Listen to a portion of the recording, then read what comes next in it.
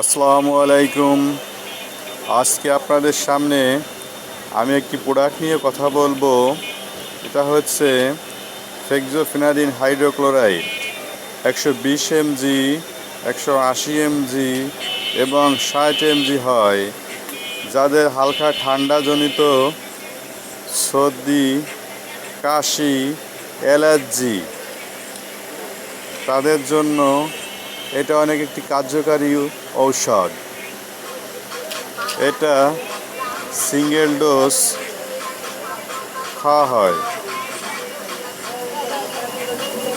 ঠান্ডাজনিত কারণে অনেকের কাশি, অ্যালার্জি ও সর্দি আসে, তারা এটা খেয়ে দেখতে পারেন। এটা সীমিত দাম মাত্র 60 টাকা।